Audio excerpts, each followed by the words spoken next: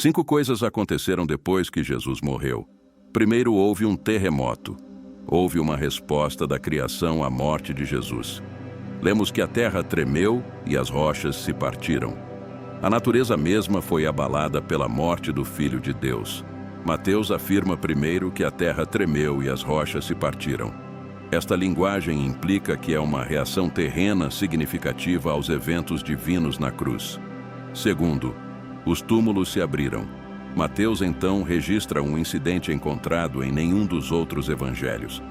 Os túmulos foram abertos e muitos corpos dos santos, o povo de Deus que havia adormecido na morte, ressuscitaram. Após sua ressurreição, saíram dos túmulos, entraram na santa cidade, Jerusalém, e apareceram a muitos. Terceiro, o véu do templo foi rasgado em 2. Mateus 27, 50, 51. E Jesus clamou outra vez com grande voz e entregou o Espírito. E eis que o véu do templo se rasgou em 2, de alto a baixo. Em 2, de alto a baixo. A terra tremeu e as rochas se partiram. O véu que cobria o templo foi rasgado em 2 lugares. O véu era a única coisa no templo que diferenciava a área sagrada da parte mais sagrada do templo. Foi uma ilustração muito clara da separação entre Deus e o homem. Atos 6, 7 diz que nos dias da igreja primitiva, muitos dos sacerdotes eram obedientes à fé. Talvez este véu rasgado tenha demonstrado a eles a grandeza da obra de Jesus. Provavelmente também foi assim que o rasgado véu tornou-se de conhecimento comum. Hebreus 9, 1-9 nos diz que no templo, um véu separava o Santo dos Santos, o lugar terreno da presença de Deus, do resto do templo, onde os homens habitavam. Na verdade, a primeira aliança tinha regulamentos para o culto divino e para o santuário terrestre. Foi montada uma tenda sagrada.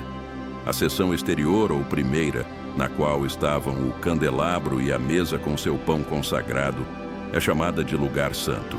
Atrás do segundo véu havia outra tenda, a seção interna ou segunda, conhecida como o Santo dos Santos. O livro do Êxodo ensina que este véu espesso era feito de material azul, púrpura, escarlate e linho torcido. Agora, Cristo é o nosso sumo sacerdote superior, e como crentes em sua obra consumada, participamos de seu sacerdócio superior. Agora podemos entrar no Santo dos Santos por meio dele. Hebreus 10, 19, 20. Diz que temos confiança para entrar no lugar santíssimo pelo sangue de Jesus, por um caminho novo e vivo aberto para nós através do véu, isto é, o seu corpo. À medida que olhamos para esta cena, vemos uma imagem da carne de Jesus sendo rasgada por nós, assim como ele rasgava o véu por nós. O livro de Hebreus fornece uma explicação gloriosamente detalhada do profundo significado associado ao rasgar do véu.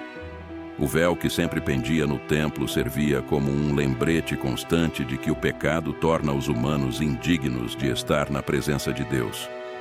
O fato de que a oferta pelo pecado era apresentada uma vez por ano, além da miríade de outros sacrifícios que eram apresentados diariamente, era uma ilustração flagrante da realidade de que o pecado realmente não podia ser expiado ou erradicado por meros sacrifícios de animais.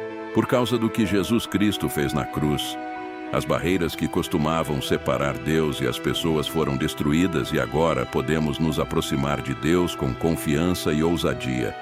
Hebreus 4, 14, 6 diz que, visto que temos um grande sumo sacerdote que passou pelos céus, Jesus, o Filho de Deus, mantenhamos firmemente nossa confissão de fé, pois não temos um sumo sacerdote que não pode simpatizar com nossas fraquezas, mas um que foi tentado de todas as formas, assim como nós, ainda que não tenha pecado. Portanto, aproximemo-nos do trono da graça com confiança, para que possamos receber misericórdia e encontrar graça para nos ajudar em nossa hora de necessidade. O corpo de Jesus foi rasgado e assim foi o véu, cada um significando que agora podemos nos aproximar de Deus com ousadia. Temos um sumo sacerdote presidindo os tribunais celestiais para garantir que o crente tenha pleno acesso. No momento em que Cristo morreu, o pesado véu tecido que separava as 2 salas principais do templo foi rasgado por uma mão invisível de cima para baixo. A morte do Filho de Deus também foi acompanhada por tremores maciços no mundo natural, como se houvesse algum tipo de conexão emocional entre a criação inanimada e aquele que a fez. Havia escuridão sobre toda a terra. Mateus 27:45. Agora, a partir da 6ª hora, meio-dia, houve escuridão sobre toda a terra até a 9ª hora. Havia uma espessa escuridão sobre toda a terra. A escritura foi cumprida. Amós 8:8-9. E acontecerá naquele dia, diz o Senhor Deus, que farei o sol se pôr ao meio-dia e escurecerei a terra no claro dia. Muitas vezes Cristo foi solicitado a dar um sinal do céu e agora eles tinham um, mas tal que significava a cegueira de seus olhos. Neste ponto da tarde seria meio-dia e a escuridão continuaria até a 9ª hora, que seria 3 horas. Esta escuridão sobrenatural apareceu quando o sol estava mais brilhante porque a lua estava cheia. Não poderia ter sido criado por um eclipse, pois não pode interpor-se entre a terra e o sol quando está cheio. A intervenção rápida de Deus não apenas trouxe essa escuridão, mas o conhecimento astronômico era rudimentar na época. Follon também menciona um terremoto, o que alinha sua história de perto com o registro sagrado. A criatura não podia macular o erro diante de seu Criador, portanto, o sol retirou seus raios para não testemunhar os atos dos ímpios. A escuridão ocorrendo em um momento tão crítico pode significar várias coisas. Primeiro, a escuridão estava associada à antiguidade com o luto. A escuridão também estava associada à morte de grandes homens. Tanto leitores gentios quanto judeus poderiam entender a escuridão como um sinal cósmico acompanhando a morte de um rei.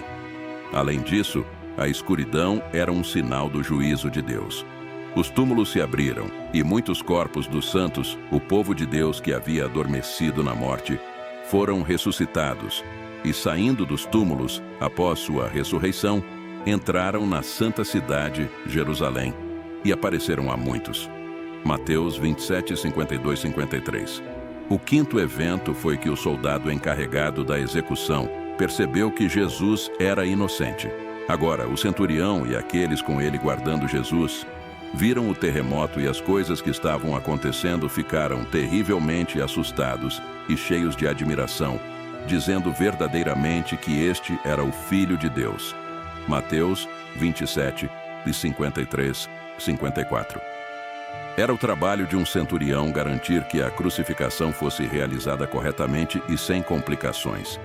Ele geralmente estava encarregado de 100 soldados no momento de uma crucificação. Ele era um soldado de carreira, cuja coragem e inteligência o ajudaram a subir na hierarquia. Este homem teria que ser frio e eficiente para ter sucesso nessa posição. Este homem teve que seguir as ordens de seus superiores. A cena da crucificação de Jesus era tão notável que até mesmo um centurião romano endurecido reconheceu que este era o Filho de Deus. Esta realização significava que Jesus era inocente do crime pelo qual estava na cruz.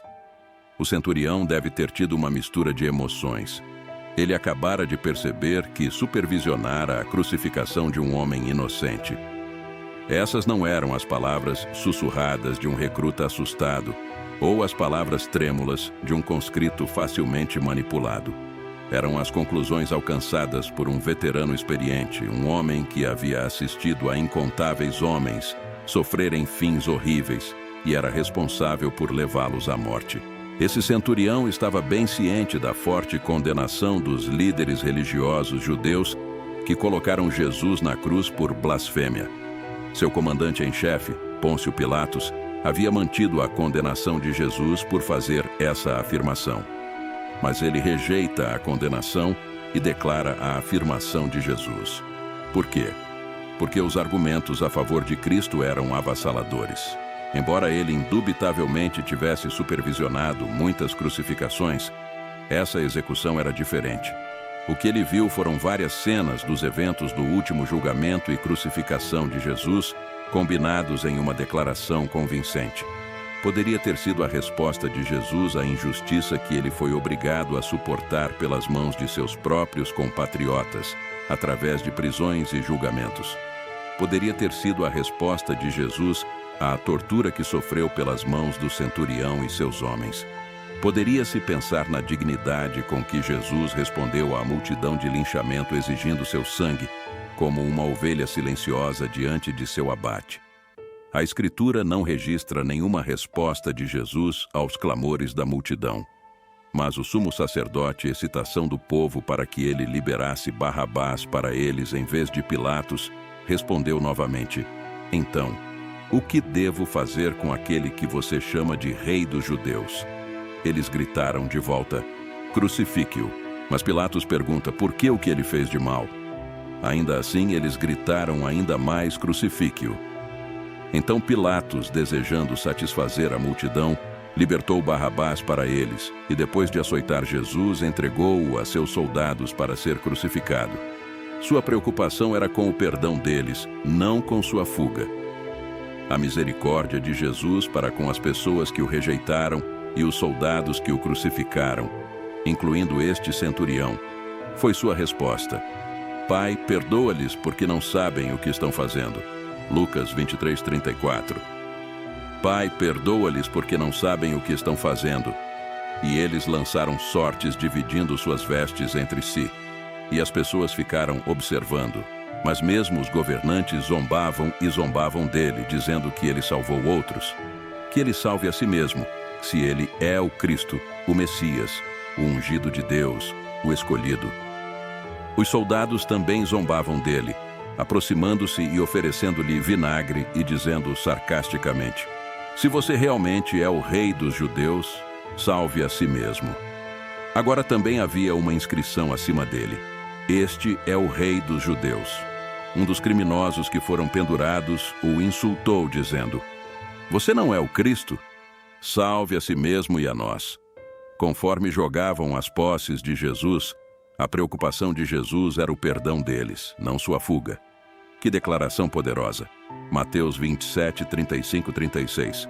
E quando o crucificaram, dividiram suas vestes, lançando sortes. Então, sentados ali, eles começaram a vigiá-lo para se guardarem contra qualquer tentativa de resgate. Se tudo isso não o convencesse, ele viu algo mais: a resposta da criação.